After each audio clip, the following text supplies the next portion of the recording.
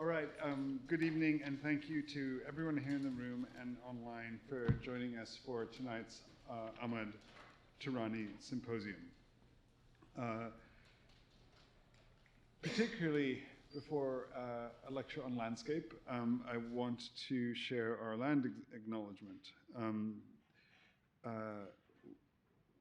which states that MIT acknowledges Indigenous people as the traditional stewards of the land and the enduring relationship that exists between them and their traditional territories. The land on which we sit tonight is the traditional and unceded territory of the Wampanoag Nation and the Massachusetts people. We acknowledge the painful history of genocide and forced occupation of their territory, and we honor and respect the many diverse Indigenous people connected to this land on which we gather from time immemorial. For those of you who don't know, I'm Nicholas DiMoncho, head of the department here, and tonight I give thanks once again to my predecessor, former department head Nader Tehrani, for his generous and continued support of the department through this annual lecture. I've been fortunate enough to know Nader since a fateful internship at an office adjacent to his in the summer of 1996, and as usual, I thank him for his wisdom and guidance across the years. I've also been fortunate enough to have had several conversations with Nader over the years about his remarkable father, Ahmad Tehrani, in whose memory he donated the funds for this annual event. Though it was not my privilege to know him in person, his most remarkable legacy as a diplomat and human being seems to have been to bring people together, as this lecture brings all of us together tonight.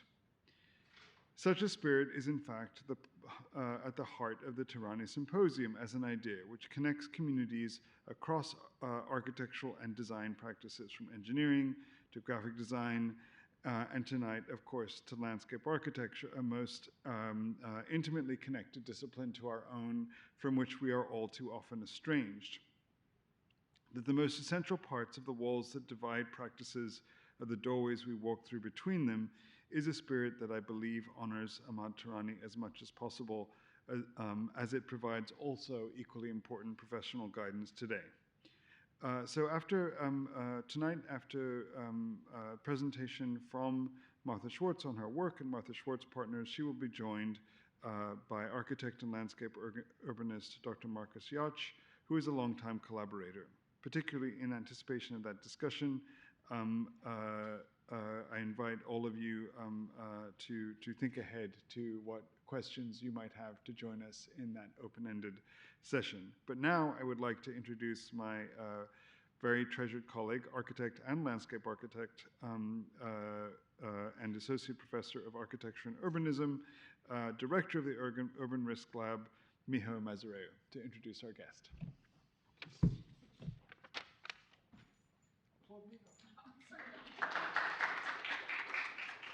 Okay. Not necessary, thank you.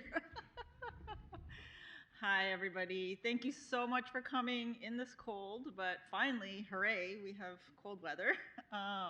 It's a great honor for me to introduce Martha Schwartz and Marcus Yacht from MSP, Martha Schwartz Partners. One of the main reasons I decided to pursue a dual degree in architecture and landscape architecture was Martha's work. This dates me, but the Bagel Garden drew attention and conversation throughout the profession, not just with artists and landscape architects, but so many others. And now working in many scales, from, just as an example, the Marina Linear Park in San Diego to large-scale master plans in many cities. Her projects are always risk-taking, courageous, and yet fun, bringing attention and questions about landscape and urbanism to all of us. And her work has influenced so many. I never had the opportunity to take one of Martha's classes at the Harvard Graduate School of Design, where she taught for many decades, but I have friends, many generations of students and practitioners who have learned from you. Actually, 2 of my roommates worked for you, so we can share gossip on that later.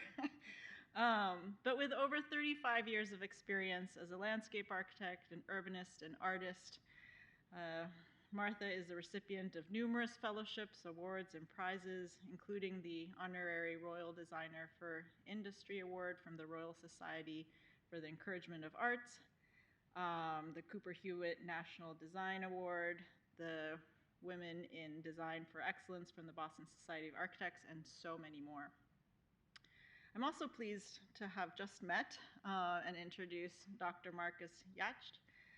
Is a renowned architect and landscape architect and urbanist with background in fine arts and philosophy, and currently serves as a senior partner and creative designer at MSP, where he oversees the activities of the R&D group on climate change.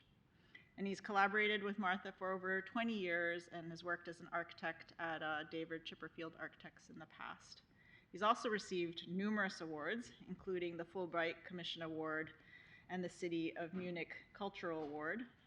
And he's a member of the Royal Institute of British Architects, the Bavarian Chamber of Architects, as well as a fellow in the Royal Society of Arts, and holds a Doctor of Engineering degree in Architecture and Philosophy from Technical University of Munich, Master's Science in Advanced Architectural Design from Columbia, and a Diploma of Engineering from Architecture and Urban Planning. So very multidisciplinary, covering all of the disciplines that we need in our fields. And he frequently lectures on socioeconomic and environmental matters, which inform our cities and climate change. So please help me welcome Martha and Marcus.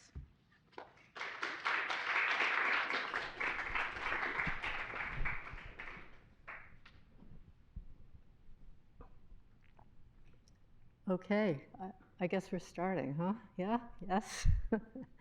All right, well, I'm really very happy to have been asked to come here and lecture to you guys. I mean, it was like, whoa, how did that happen? But it's really very, very important. And I think it's really great to be here with you guys. I want to just start by telling you a little bit about my own background and kind of where I really started. And that is that my background is in fine arts since I was a little girl. And I've always been very interested in art. So has Marcus Yacht. I mean, both of us we really love art. And I think it really has put a very big part into what we do as landscape architecture. And I wish I could show you some of the projects that we've done. That's not going to happen today. I'm going to be giving you a lecture about a project that we did do. And I can't say that it was something about art, but it was something that was very, very new, a very, very kind of, I think, once this actually would happen. But I think that that the idea of really being able to design with the ability to understand or know about art, I think is something that is really quite wonderful. And it makes things, you end up kind of making things that are different, or making things that people don't quite understand, which is fine. It can actually make others start thinking about different ways of designing, and actually starting others to kind of move forward. And that's what art is all about, actually. Okay, so let me start here. We'll start with MIT, and probably, I don't know whether you guys knew about the Necco Garden. Did you guys, any of you knew about the Necco Garden? Okay, well, there was a Neko garden here at MIT that I and my sister decided to do. I'm not even sure that I asked anybody whether we could do it or not. We just did it. Now, why we chose Nekos is that there was a Neko foundry, or they were making Nekos across the street from here, and you could smell it. And I thought, well, you know, we don't have a lot of money, it'll be cheap, but they gave us a lot of Nekos that we actually worked with. And there are the Nekos, and different colors. And when I was still at Harvard, I decided to create the front yard using Neko wafers because I liked it as a kid. And again, they were being produced across the street. So they gave us a lot of Nekos so we could put the wafers on the ground. And we also decided not only to have the Nekos, I mean, the Nekos were put on these to actually make the different lines that created where we were going to actually put the big Nekos, which we got from tires that were broken and stuff like that. So we went ahead and we made the tires the same as Nekos. Of course, you can't really eat them very much. But the students started to come outside. They were wondering what was going on. It was just something that had not been told about, or yet it was still right in front of MIT. And people came in, they were playing with all sorts of balls and you know, they really had a very good time on this, but they still didn't quite know what this was about, which I think is absolutely fine, is to actually let people think about what it might be, or could have been, or something else. So it was up to them to figure out what that was about. And this one was very interesting, and then this was a paper that came out of MIT about the Neko garden, where many of the students offered their view on the Neko garden. And most had no idea what it was meant to be, and the art came up as somewhat fun, but very confusing. Many of the students had no use for the Nekos, while others coming up with really funny reasons for the Nekos. And many also recognized it as art. A few people thought, well, maybe this is an art thing. And some saying that art was just a waste of effort and money. But this is exactly what art is good for, is to make people think about meaning and how things can change. And the reality for them was for them to think about what it could have meant to them.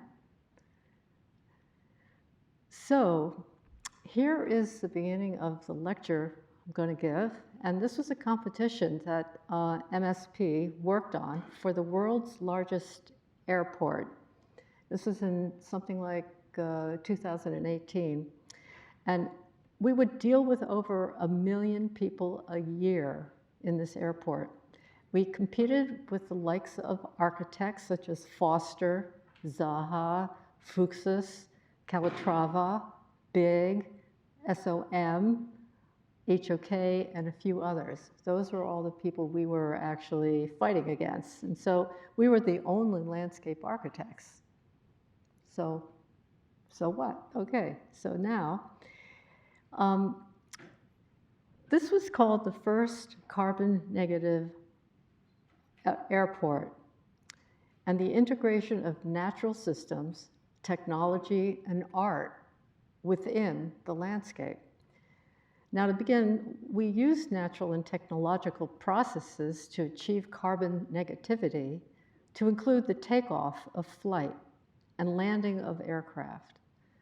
Understanding that air travel is a carbon-intensive thing, we needed to draw down 1,000 gigatons from the atmosphere. Our agenda was to create the first carbon-negative airport in the world and created an example for how this could be done in other airports.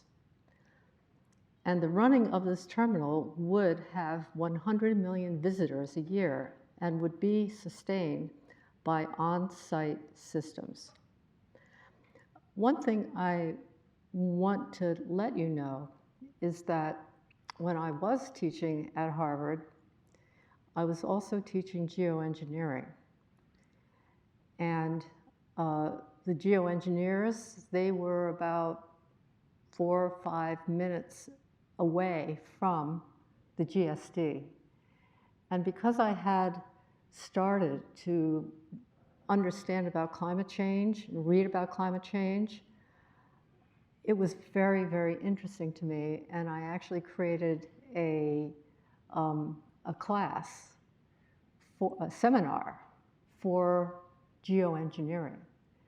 And these guys would come in and teach the students, and the students came from all sorts of places within within Harvard. And it was very, very interesting. And I still actually am very interested in it because I still believe that solar geoengineering is what's going to actually save us in, in climate change. And we could actually talk about that a little bit later, but that's what I think is going to happen. Now, the project is based on climate change, mitigation, and geoengineering. The circle is the area where the airport is. And the colored strips on the ground are created by enhanced weathering rock. That was something that I learned about in geoengineering. And the rocks are pulverized into sand and absorb carbon dioxide, which colors these rocks are green and orange. And this is what people will see as they land and take off in the airplanes. I wanted, when they were coming over to the airport, that they started to see these waves of different colors in the sand.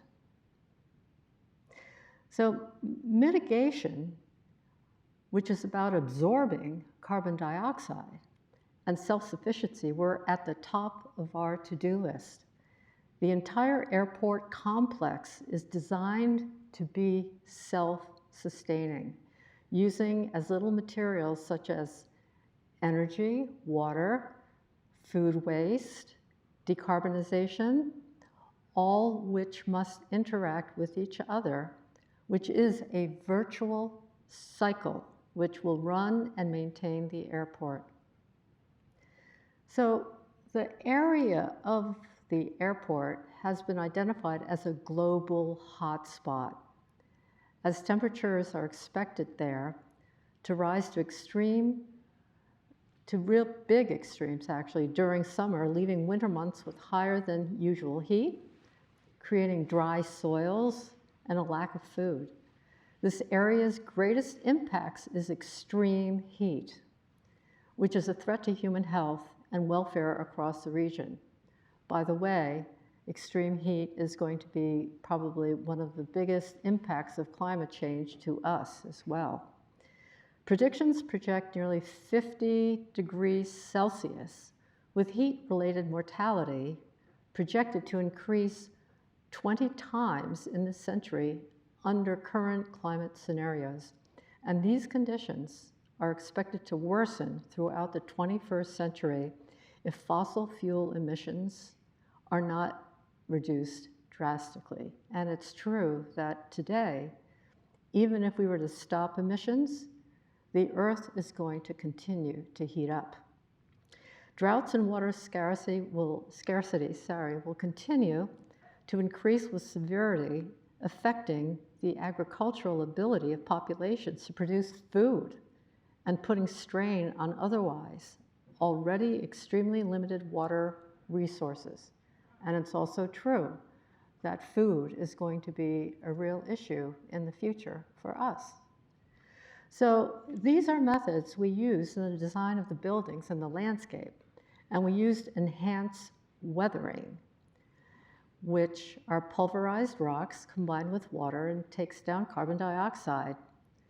and ground-based albedo modification, which is a technique of reflecting incoming sunlight back into the space. And we also used biochar, which is a form of charcoal made from animal waste and plant residues, such as wood chips, leaves, and husks, that undergo pyrolysis that acts like a carbon sponge. And while I'm saying this, it's like, these are all things that we learned as landscape architects, and we can still use them. So we inserted direct air capture machines, which take down atmospheric carbon dioxide and can either sequester it in the ground or create a carbon fuel for a long-distance shipping or air travel. So I don't know whether you've heard about, whoops, sorry. Let me just keep on going on this. But we can actually sequester these things in the ground, and that's very important for us to do that. And the airplanes were using a low carbon fuel, and that was actually done by taking down carbon and then putting it into a machine, and then that carbon became a fuel, but it did not actually come out as emissions at all. So the airplanes were using a low carbon fuel, and it would be a negative emissions at airport. That would be a certainty to our future. And along with direct air capture is solar thermal power plant, a large-scale solar PV and biological water treatment plants. So our stance was that we are not architects. We are not interested in designing a building. What we did was to bury the building, so to diminish the need for energy by cooling the terminal. And this would also better integrate the building with the landscape in a way that there would be no real differentiation between the landscape and the building. There would be a fluid visual and sculptural integration of all the technical elements, and we looked at landscapes that were diametrically opposed, nature and man-made. The underlying design logic for the first carbon-negative airport through use of the landscape flows from understanding the site character and opportunities and its unique geological, cultural, and environmental context. The formal design direction is derived from several key conditions observed in the existing landscape, which determine the form, materials, textures, colors, and overall sensation chosen for the new airport landscape design. Circular crop irrigation circles imposed upon the fluid form of the desert imposed a strong geometric man-made pattern in the desert and from the air. And the beauty of both the natural and man-made landscapes inspired the motif to express that humankind can live in harmony with nature. The visual language of all elements of the airport are to be connected through the dominance of the characters of the landscape itself. It would be a hybrid of agriculture and advanced technology with highly operative natural processes, achieving a sense of grace, respect for the environment, using the native identity of that place. So this shows a first sketch trying to understand the forms of the sand so that our drawing and sculpting of the land was seen as a part of the natural landscape. Authentic desert beauty of plant life inspired a predominantly xeric planting concept. aerial experience of the airport viewed upon landing, as well as satellite viewpoints from outer space, required a large-scale visual proposal that will engage with these phenomena. And there are a number of colors of sand that come from different geological times and materials. And the reddish sand is iron-rich, sweet sand, veins that give rise to patterns and shapes that influence the landscape, ground, plane, and patterns. And this was the language that we used as the springboard for our design. Authentic desert beauty of plant life inspired a predominantly xeric planting concept based upon the use of native plants. An aerial experience of the airport viewed upon landing, as well as satellites' viewpoints from outer space, required a large-scale visual proposal that will engage with these phenomena. So, does anybody know who Christo is? Yes? Okay.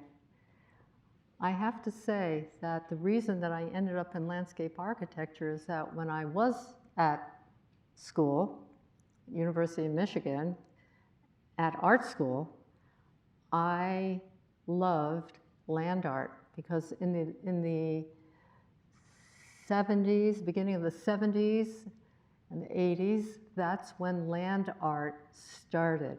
And I loved that so much. I said, well, that's what I'm going to do. But what happened is that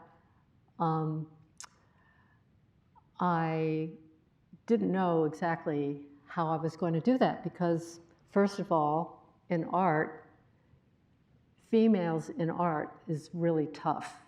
And I don't want to go into that, but it isn't a good place for women in terms of the art. But I actually wanted to, a friend of mine told me, well, why don't you go into landscape architecture? And I'm like, well, I don't even know what that is because my family were all architects, all of them. And I had no idea what landscape architecture was. And, but I decided to do it because I thought, well, if I go into landscape architecture, I'll be able to get my hands on a lot of places, a lot of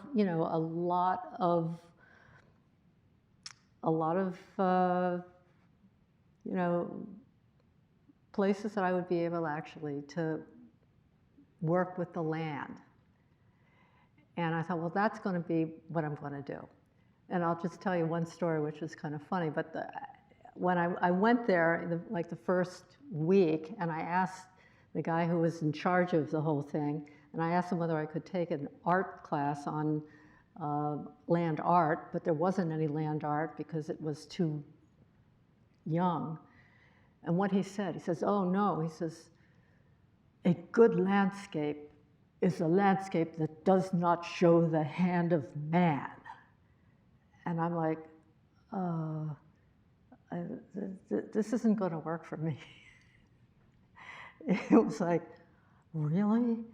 But yeah, anyway, so I forgot, I didn't care what he said. But anyway, so it was really very interesting. And this guy, Christo, he created what was called the running fence. And it was done in California in 1976. So I follow these land artists. Now, he came into my mind immediately, and hence we used colored strands of sand that run across the landscape, describing the natural flows of the desert. And our concept design began with this circle, which defined the area of the airport. So at the beginning of this, we actually also did the airport. And this was a quick model of our airport. And you can see how the top of the airport slants down to the desert, and the colored marbles are glass biodomes. And we designed the giant roof garden, which was slanted so people could access the desert from the roof garden. And there were outdoor activities, gardens, restaurants, and access to horse riding in the desert. The glass biodomes inserted into the terminal are the homes of different natural biomes from all over the world, including a snow garden that can be accessed within the airport. And this would be placed for the travelers to learn and eat at the same time. So this is a view across the solar thermal installation that we had to the terminal. And we used a large-scale solar field to the amount of sun given to the fact that there was a lot of sun in that area. And what you see beyond the solar field is the airport's roof, which is a garden that people can access while waiting to get on board. The glass dome is one of the many domes that people can enter to enjoy. So, and here are a couple of interiors of the domes. In the next step in the competition that we had, we were married to an architect who had a similar design that worked well with our concept and the landscape. The entire building was underground. This image is a refined flyover here with more of the infrastructure placed. And the shiny circles outside the rings are solar plants. And other, if you see that, kind of more on the bottom, and other circles are the direct air capture plants. Again, these are all geoengineering things and different kinds of machines. So the shiny circles outside the ring are solar plants, and water treatment plants, seawater greenhouses, crop circles, and other auxiliary program. And this illustrated master plan shows the terminal and the service buildings in white. The giant 8-kilometer width land art ring, the ring around it, marks the airport from outer space. We wanted to do something that could be seen from outer space and define the airport area. The flowing colored strands go far beyond the airport as a carpet so people can follow the colored strands as they start to land and take off.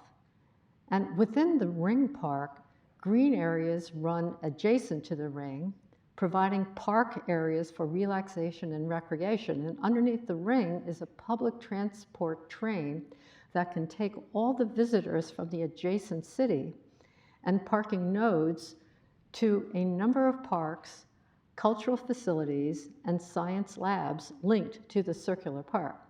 And the ring is put to work as it stores pressurized air, so the airport has a steady supply of renewable energy in the night. So, constrained by walls, the colored strands of weathered olivine and basalt rock are nurseries that provide carbon dioxide to the soils, and these nurseries are the beginning of regenerating the desert. Another image of these nurseries illustrates how the walls work in conjunction with greening. And these walls will interrupt the airflow enough to allow seeds that are carried in the wind to drop down on the ground, which will be lightly irrigated. So desert strands are being regreened. Other areas are decarbonizing, and others serve as parks and pathways that connect the parks to each other and to the terminals. And they are all designed for walking, skating, biking, skateboarding, etc. And there are pathways for motorized desert sports vehicles. And there will be a 2 system of transport available on calls, automated vehicles or the tram. So, as you're about to land, the planes fly over the direct air capture machines. Does anybody know about direct air capture? Yeah? Okay. You guys do. Okay. So, the direct air capture machines that are set in the middle of the swirls of fencing and which protect the facilities from the sand and the birds and the humans. And this also protects views into this area because they are not so great to look at, but the fences create a very dynamic view of the landscape as one lands or takes off. So now the fun starts. Technology and virtuous cycles. So, the effect of this landscape offers the basis for the world's first negative emissions airport. And this is a precedent-setting project that demonstrates to the world how landscape architects can meaningfully address global implications of climate change. Our design for the airport landscape goes beyond energy self-sufficiency, proposing instead 5 virtuous cycles. These include circular economies in and of themselves, along with cycles of energy, water, waste, food, and carbon dioxide, which are intended to be as functionally integrated with the airport and its supporting facilities as the landscape is visually. The virtuous cycle refers to a chain of positive events which reinforces itself. A positive result happens from an event that leads to another positive result, strengthening the circumstances as a whole. This is a diagram of the energy cycle showing the pathway from solar energy that will run the various components of the airport, the direct air capture machines, the airport and the greenhouses, and the biodomes and the electric shuttles. This is the water cycle. The water came from the city, which was treated by our water treatment plant, and the city's sewer plants and underground water that traveled within the desert but was not potable, and wadis, which are streams that flow during the flood season. The water was cleaned by biological water treatment plants and used for irrigation to green the desert. We took down carbon dioxide through enhanced weathering and storing it in olivine rock. Enhanced weathering is the process by which rocks, soils, and minerals break down at or near the Earth's surface, and it can be caused by physical, chemical, and biological interactions with water, air, and water's living organisms, and absorbs carbon dioxide onto the land. This is water for the airport. And airport water demand was done through using underground water, wadis, and the water helped to green the desert and took down carbon dioxide through enhanced weathering rocks and absorbed water in the rocks, which is stored in it in the olivine rock. And the water treatment waters the indoor farms and the airport. Carbon dioxide was absorbed by olivine rock and biochar, which is a charcoal-like substance made by burning organic material in low oxygen environment. It's a stable carbon-rich solid that can be used as a soil amendment to improve crop yields and soil biodiversity. Again, this is something that landscape architects can do.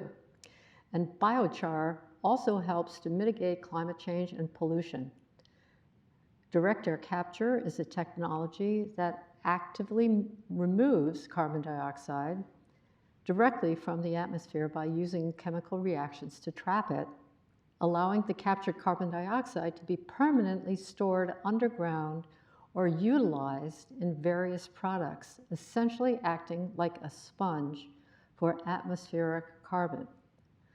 Low carbon fuel technology is being developed by David Keith. Have any of you guys heard about David Keith? He was in the New York Times. He was the one who I worked with at Harvard. He was there. He was in charge of the geoengineering group. Now he's in Chicago, yes, because they're giving him a lot more money than Harvard did. You go, David, okay. So David Keith is known for developing low carbon fuel technology called air-to-fuels, which involves capturing carbon dioxide directly from the atmosphere through a process called direct air capture, and then converting it into liquid fuels like gasoline or diesel, essentially creating a carbon-neutral fuel source by using existing infrastructure while removing carbon dioxide from the air. So we use solar energy to run the direct air capture machines and the airport and all the other parts of the airport. So greening the desert. We dealt with water evapotranspiration. We increased humidity. We created better habitat for plants. This is greening the desert. The rate of greening, it cools the environment, grows more plants, and creates better soils, thus the ability to grow crops. So this was a big deal for how we could actually start to create this, the greening of the desert. So we greened the desert through drip irrigation, biochar, and enhanced weathering, which absorbs carbon dioxide, which plants love, and other ways of creating soil that could grow plants. So, the system of the world's largest airport has birthed the first carbon negative airport. And this system establishes a closed-loop system, establishing a new standard for sustainability and self-sufficiency. Our ambitions for this new airport landscape have birthed an iconic design that sits at the intersection of science and land art. The end. So that's our lecture. I'm sure it's kind of a strange lecture, but I think it makes the case that we are landscape architects, but there are many things that we can do as landscape architects. We are able to work with all sorts of wonderful things that you guys are making here in terms of, having all sorts of new technologies, which we used and still use. And also making sure that we're doing something that when people look at them, they're going to wonder, what is that? And that's exactly what you know. That's what you need. That's what we need. That's what I need, is that if I'm going to be designing something, I want to do something where, what is that?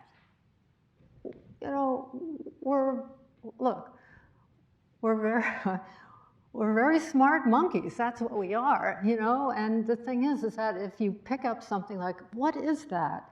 Immediately, we want to find out what that is. And it attracts you. If you do the same thing over and over again, what everybody else does, that's not a lot of fun. It's really about how we respond to what we're looking at. And that's why art actually is so important. And I think that all of these things can come together. So that's it. So what should we do now? Well, I think it'd be great, Marcus, if you could join Martha on stage and we could ask a couple questions. Oh, some questions. Okay, that's going to be scary. Oh, thanks. Where is my... Yeah, where's my bag? No, not this one. Oh, your backpack. No, backpack. What happened to my backpack? Here. Ah, okay. I may need some help here. So.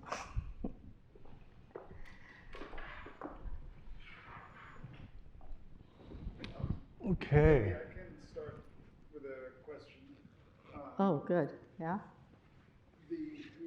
When the three of us spoke about this lecture, we spoke about the kind of preconceptions that architects and landscape architects have of each other and their own professions, which involves preconceptions about everything like what we look at and what we're inspired by, to the technical matters that we understand and convey about each other's, the assumptions we make about each other's disciplines, and then the areas, of course, where we end up increasingly overlapping in terms of our expertise in defying those preconceptions. This project is a great example, but maybe you could both talk a little bit more about your own working relationship and how these kinds of cultures of the professions both intersect and are also deconstructed a little bit in a much wider context than the one project. You want to go first? Yeah, I mean, it's a very good point you're asking. The landscape architect, and what is the stereotype that a landscape architect has of an architect? Maybe that's a much simpler question.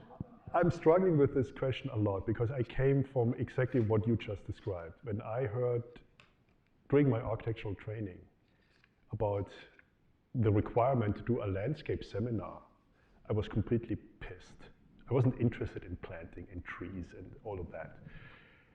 And it was a horrible seminar to start with. And it was only after I met Martha and I better understood with her, through her background, a very different angle towards what landscape actually is about, that I understood the potential. And I vividly remember a crucial statement back then, which was that landscape is everything outside a building, everything. It's not just the park or the flower bed or the river waterfront. You know, it's where the dog shits, it's where the garbage lies, it's the street, the highway, all of that is landscape. And because all of that is landscape, it's also a design opportunity. We decide how all these things look like. Every square inch outside of a building. And that was really, for me, an important thing to realize as an architect, to understand landscape is not just the area designated by the planning department or by zoning codes as green space. Well, yeah, my point of view isn't a very good one, but still, the architects see that they are on top and that we go and plant some flowers at the bottom of the building. And some of them actually will come and tell you exactly what to do, which is like, well, why am I here? I don't want to do that. And that has happened, I can tell you. For some reason, it's seen as, somebody who is lower than thou, that you're just down at the bottom of stuff. And that's still there. It's still there. Now, what's happening now is because of climate change, a lot of the architects have their own little landscape architecture group within them, which is okay, but it's the architects who's telling them what to do and what not to do and what they like. I mean, I feel sorry for them, but probably they're making money. But this hasn't actually helped. It's still like that. It's still like that. And it's still almost like that being a female. A bit, not as much as it was, but even that is still something that is like, well,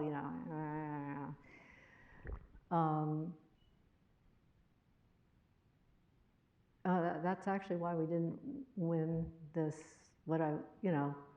this thing, is that,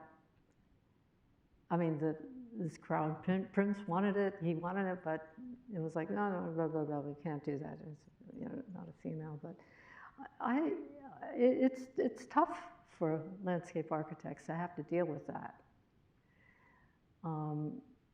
that doesn't say that all the architects are horrible, you know, not, but they feel that they are somehow above you as landscape architects. Now, what is changing, which is interesting, is that when you start really understanding what's happening in climate change, landscape architects are the #1 profession within the built environment that deals with climate change. So, in that sense, we're very important.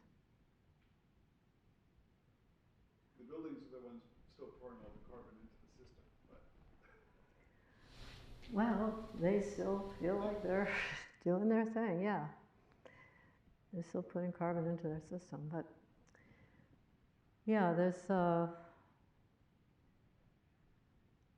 don't really know why. I mean, it is somehow, the buildings are way beyond, but maybe it's because people are living in them, and you know there's a bathrooms, and you go and you eat. I mean, you know, it's a place for us to actually live in, which we have to, and we don't have to actually live within the land, or you know, I mean, it's like kind of having a nice hat or making something very pretty or this, that, and the other. So it's still like that. But we try to, we work a little bit differently. You know, there are things that we know about and use, and I think I think that the technologies are really very interesting now.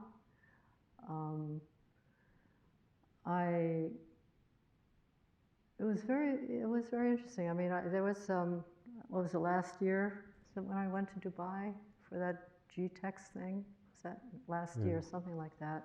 A great big group of people, huge, where people come from all over the place, and it was on Dubai, and all they wanted, you know, what their thing was about their money and how they're going to make money, and kind of, and then how they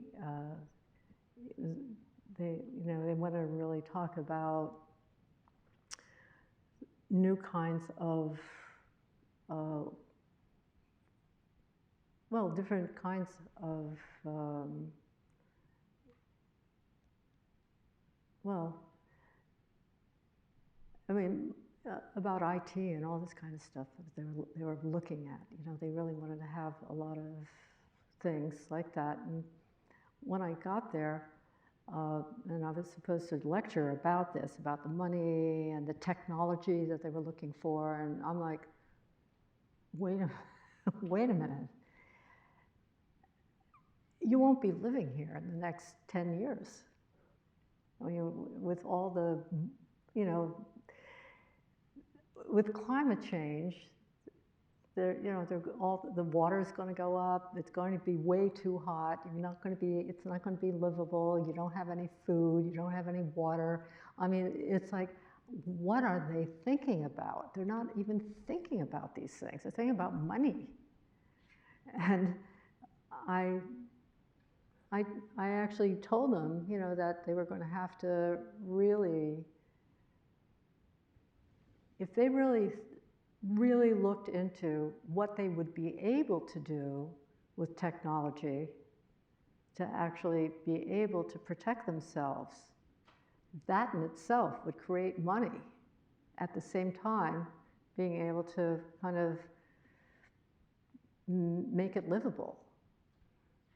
I mean, it was that, you know, but that's what I'm saying, is that there are different ways of really thinking about what your landscape is going to be like, you know, that, and then actually, I know when we're working, we're always looking at whomever it is that is our person we're working at, is that, are you going to be building this, and are you going to then sell it, or is this something that you really want over time? Because if they're just going to sell it, they're not going to want to pay for what they're going to need to actually keep it okay, given the impacts of climate change.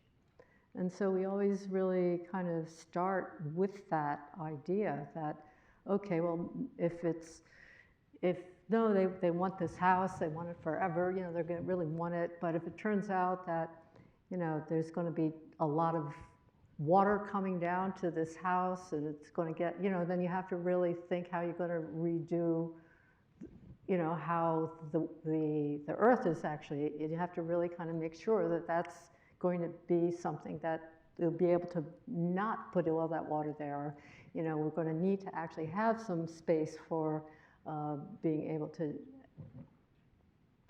have some food and so forth and so on. I mean, you know, it really is about putting that together way before you start to you know, somewhat design, just to really kind of figure out how to shape the earth so that whatever, maybe the water should be coming in or shouldn't be coming out. Maybe there are going to be places where it's going to be too hot and you need to do this, that, and the other. So you start really thinking about that first. But it doesn't mean that you give up actually doing something that's interesting, you know. And I think that that's important, is to come up with something that is of interest or keeps you interested. Well, it occurs to me that with Miho in the room, we've doubled or tripled the expertise and wisdom on landscape and building and how they interact. That's normally here in the school. So I do want to open up. I think we should take one or two questions from our audience before we let you all get back to everything else you have going on in this week before finals. But please go ahead. Thank you so much for your lecture. It's so interesting, and of course also your proposal. I'm going to bring you the mic, so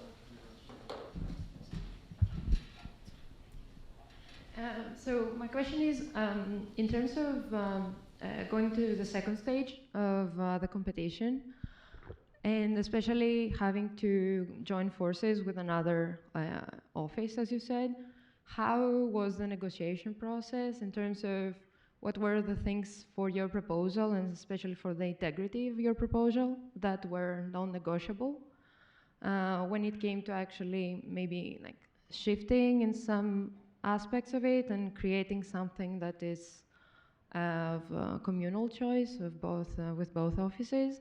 And what were the things that you're like, okay, maybe this could potentially go as like a second choice? Or yes, that's it.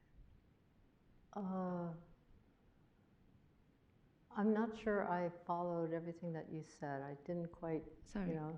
No, my question is, when it came to the second stage of the competition proposal, Yeah. you said that you had to join forces with another office. Yeah, exactly, yes. And yes, so my question is, when it came for you to Yeah, okay, I got it, yeah. yes. I didn't like it. Yeah, I can imagine. So this is why I'm asking, because in terms of especially coming with a proposal in the first stage, you have created a whole vision of what that's supposed to be. So going to the second stage and having to do that compromise, how that came about, and what were the things that were non-negotiable for your proposal and for the integrity of your proposal? Well, we had to let the architect do what he wanted to do. Mm. I didn't think it was nearly as good as what we had done, that's for sure. But it was for us, there was so much land about it. You know, there was this giant circle, and there was going to be a park in there, and this, that, and the other. So there was a lot that we actually could have fun with. So, and also, it was so interesting using these geoengineering ideas, because very few people know anything about that. But you know, it really was very, very interesting. So we didn't want to let go of that. I think item we held on and tried to hold on the most was the aspiration and the vision for the project to be the first carbon neutral and self-sufficient airport. And that was possible because it was the largest airport site in the world. So the landscape was a huge area which could be utilized and could become productive and could become part of the infrastructure. The terminal building in itself was a pretty insignificant element. And for us, that aspiration to utilize the landscape to achieve these goals was something we were able to carry over also into this new scheme, luckily. Thank you. Yeah, you're welcome. I have a question. How many of you are architects or going to be architects? 1, 2. Studying architecture is a good question. Our students never could. You know, we have an interesting program in that more than half of our students go on to be registered architects, but many of them go on to be entrepreneurs in the space of architecture, to run labs in architecture firms, to operate in and around and extending the discipline, which is part of why conversations like this one end up being so important, because I think as a department and as a school, we appreciate the fact these days we're involved both at the center of the discipline, but also more often even in extending it. And I think this interaction you've showed us this evening especially between architecture, technology, and landscape as a necessary and integrated system for addressing large-scale challenges is a really important thing for everyone to see. Yeah. I have a question for you before we have to leave. How do you communicate to future students of the program why architecture would be a good choice? Why architecture would be a good choice? Yes. I mean, it's a question for them more than for. I can only tell you how we try to do it. I can't tell you how we I'm actually curious. manage I'm to really do it. curious. Because it can't be about making buildings. Yeah. Or designing buildings, I would assume, I would hope. But what is it then? I mean, I think we occupy many different spaces of privilege here at MIT, and I would talk about it in at least two ways. One, we're the oldest professional program of architecture in North America, so we have a very distinctive position in the history of the profession. There was no professional architectural education at all, other than as a kind of trade or apprenticeship before we're here. So we have a responsibility to that tradition, and we keep at the core, we call it even the core of our program, a kind of training in how buildings go together and how the parts are made. And yet, in the one of the world's most astonishing research environments, we also have a kind of soup that core is immersed in, that students move out into, that is questioning everything about it, in terms of both engineering, in terms of its history, in terms of the role of creativity. And then we have a really important core around that of many of the students you see are in our research degrees, research masters or PhDs that also surround the professional program, that look at specific fields like computation, history and theory of architecture, urbanism, building technology, and really act as the kind of more literal cell wall between that core of architectural education and really the larger wealth of MIT. And as you saw when you walked through, it's very hard at MIT to tell where we are and where everything else is, which to some extent is disorienting, but to some extent is really important, because it allows us to ingest and create knowledge in important ways around the core of the profession. But the core, I guess why it's really important, as we begin to wrap up, I'll say I think why it's particularly important to have landscape here. This is one of the enormous blind spots of this institution historically, because of both the small scale, the preconceptions about landscape, and then the kind of histories of the disciplines. that there is an enormously equivalently rich tradition of landscape and its interaction with research and new things, from the birth of GIS to many other kind of innovations in the world that came from similar kind of tensions between practice and technology and research, and almost none of that happened here, and we're kind of deprived of that history and its cross-fertilization, and it's particularly important now. So I think one of the things we have to think about it, maybe better over drinks than over the lecture, is how at this particularly crucial moment in history we address that blind spot in this institution more than just by waving our hands around, because I think the idea that a building is an object on a cafeteria tray of space is, if it was ever appropriate, is not appropriate now. A building is part of a larger ecology. Its roots go down into the ground infrastructurally. Its outputs go out into the atmosphere. We can't think of it as separate, so we can't really teach it as separate, but then we need to think about how to shape our pedagogy in order to do that. Do you have any thoughts? Maybe that's a good thing to close with. No, I think that's, I hear that, and I think it's a good idea. I really do. But I do a lot of lecturing, specifically about the importance of the urban landscape. Yeah. I've done a lot of that. And in order to deal with what we're dealing with now, we need, what I need is, somebody who is a planner.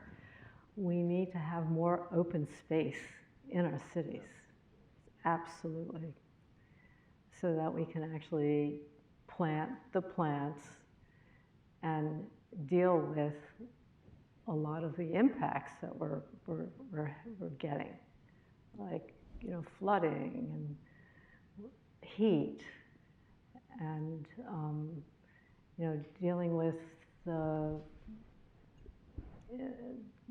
bad stuff in the air itself, and trying to get water, clean water. I mean, there's all sorts of things that we need to get done, but again, because of landscape architecture, it's like, well, who cares about it? But actually, I've been trying to get people, I tried this at Harvard. They didn't listen to me at all, of course, but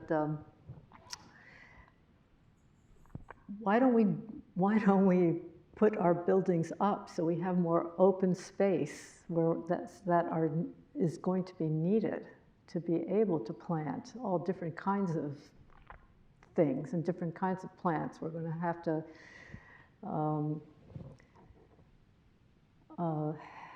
have a lot of trees coming into the city like crazy. I had done something. It was a class I was telling about having a way of trying to deal with Boston. What's going to happen with Boston? And from that one, it's still true. Like, what are we going to do for here? What are we going to do for Boston? And what are we going what are the things that we really need to be working on? And most of it is going to be the landscape, not the buildings. And I think that that's really important. I think it's really important that we start to be able to figure out how we're going to afforest a city. And actually, I got a grant from, it was a Harvard Climate Change Solutions grant a few years ago now. And I worked on that based on what I had been doing, teaching that. And it's the idea of, well, if we actually are going to be getting automated vehicles, we would be able to have 30 to 50% of the spaces in our roads.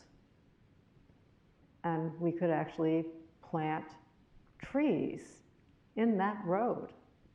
And the roads would go throughout the city.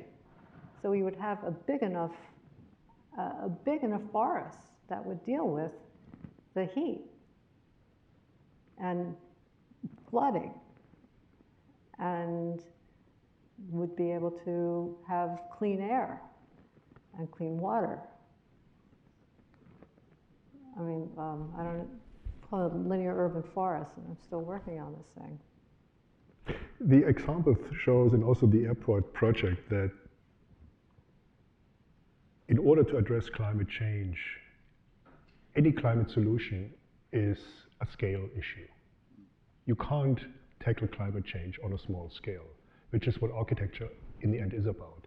But that's where planning also becomes so important, because planning, like landscape architecture, is about large scale topics, strategies, solutions. And to me, that's very fascinating, because you need to embrace the planning approach as something which isn't just about the allocation of transportation systems and buildings. It's about utilizing that open space outside of buildings as infrastructure. All of it is infrastructure and needs to perform accordingly.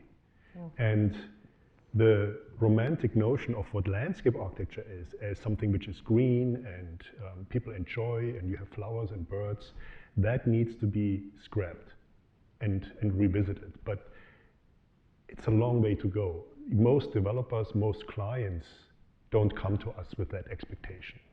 They come to us, they want greenery.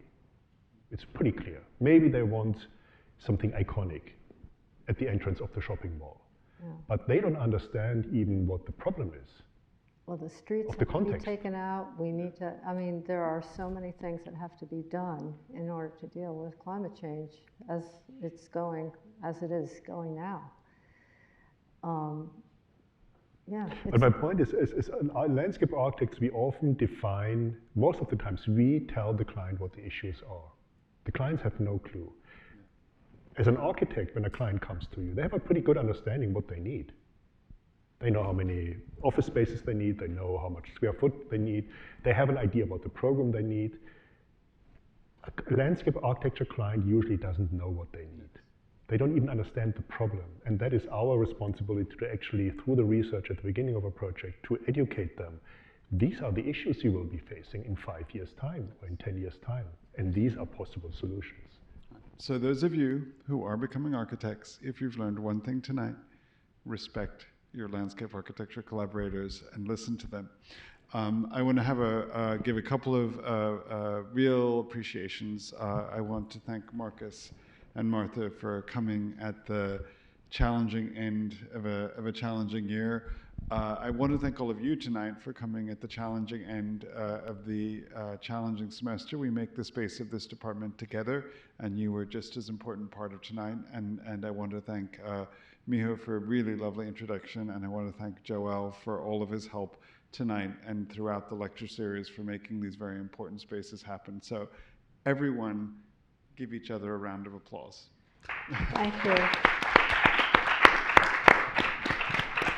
Oh, and Yolande and the lecture committee, of course, as well. So, so thanks to our lecture committee especially for putting together an amazing series of lectures this semester, which is the last one. And stay tuned for next semester's series, which we'll be announcing almost instantaneously, right? Okay, thanks everyone. Have a wonderful night. Good luck with